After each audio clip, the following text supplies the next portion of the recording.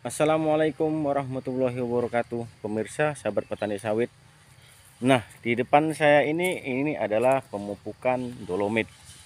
Nah, dolomit ini fungsinya yang seperti kita ketahui adalah fungsinya untuk sebagai menetral pH tanah.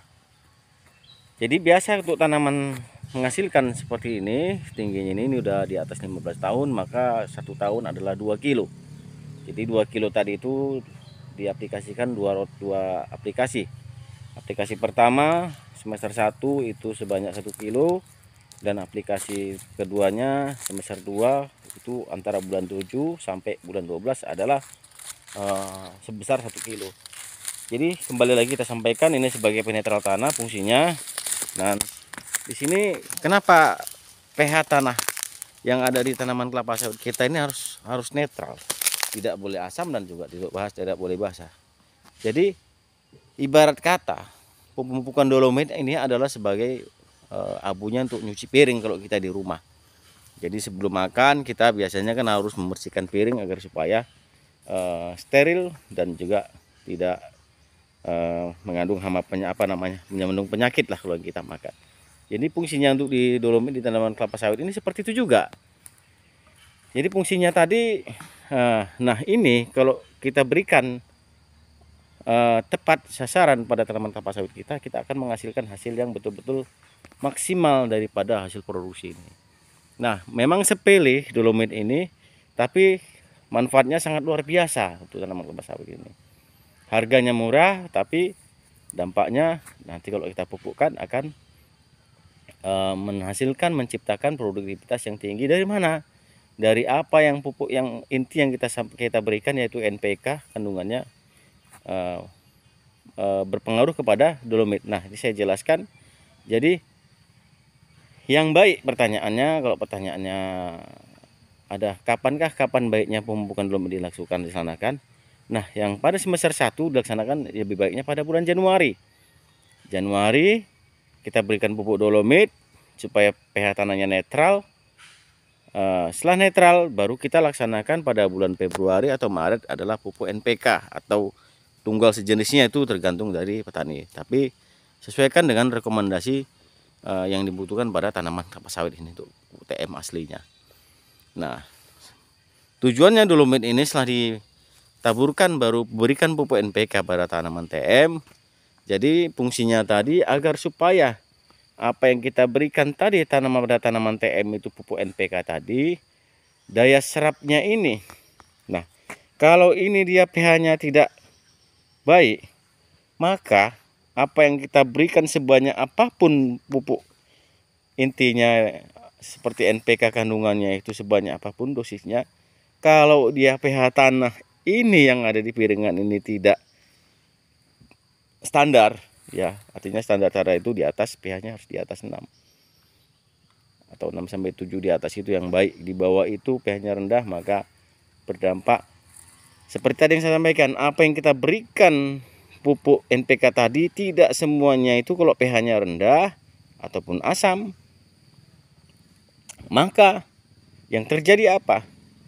Unsur hara yang kita berikan seperti NPK tadi tidak 100% maksimal bisa diserap oleh tanaman ini sendiri. Nah, inilah fungsi-fungsi dolomit ini adalah kandungannya Mg, CaMg. Ini pupuk dolomit adalah bukan pabrikan, ini adalah dari batu alap yang fungsinya yang umumnya adalah untuk menetralkan pH tanah yang kita ambil hikmahnya. Nah, seperti ini pemirsa tadi. Jadi fungsinya tadi ini agar supaya apa yang kita berikan nanti setelah habis ini pupuk NPK bisa diserap oleh akar tanaman karena keadaan tanah dalam kondisi netral pH-nya. Nah, seperti ini pemirsa, inilah pentingnya dolomit. Kapan saja setelah nanti dipupuk di bulan Januari, nanti kita laksanakan di semester 2 itu pada bulan 7. Masuk semester 2, semester 1 kan Januari sampai dengan Juni, itulah semester 1 kalau di perusahaan sawit. Semester 2-nya kapan? Juli sampai dengan Desember, itulah masuk periode semester 2. Nah, pemupukan di semester 2 kita laksanakan pada bulan Juli dolomit ini. Nantinya pada bulan 8 ataupun 9 kita laksanakan lagi pupuk intinya yang tadi kembali NPK. Nah, inilah fungsinya tadi kalau kita berikan dolomit sebelum kita melakukan pupuk NPK lebih baik, agar supaya kondisi tanaman kita dalam keadaan tanahnya netral. Nah, memang sepele, murah, tapi dampaknya cukup luar biasa untuk daya serap akar ini akan kandungan pupuk NPK yang kita berikan pada tanaman kelapa sawit kita. Kalau daya serapnya sudah cukup baik, semua unsur yang ada di dalam tanah yang kita berikan tercukupi, diserap dalam keadaan bisa langsung dimanfaatkan oleh tanaman ini, maka ke depan yang akan kita hasilkan adalah produktivitas yang betul-betul maksimal pada tanaman kelapa sawit kita. Nah, seperti ini pemirsa. Jadi inilah fungsi tadi dolomit. Pupuk dolomit kandungannya adalah CaMg ataupun CaCO yang fungsinya sebagai untuk menetral pH tanah. Itulah yang kita ambil. Nah, bedanya dengan kisrit apa? Kalau bedanya dengan kisrit sama-sama mengandung kalsium atau magnesium, maka fungsinya lebih banyak. Kalau pengaruhnya di kisrit adalah untuk merubah kondisi daun-daun yang kekurangan Mg. Lebih cepat prosesnya untuk kisrit daya serapnya dibanding daripada dolomit, karena dolomit dia bukan pabrikan, sulit diserap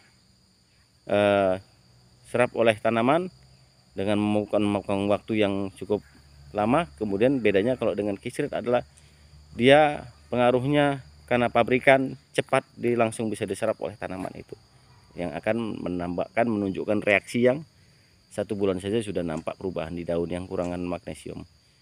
Nah, seperti ini pemirsa penjelasan saya, bahwasanya intinya fungsi pupuk dolomit tadi ini sebagai untuk menetralkan pH tanah yang umum yang kita laksanakan di kebun sawit. Ya, kalau harga per kilonya ini di bawah 1.000, jadi Rp1.000 per kilo, di bawah harga 1.000. Jadi tidak akan mahal lah.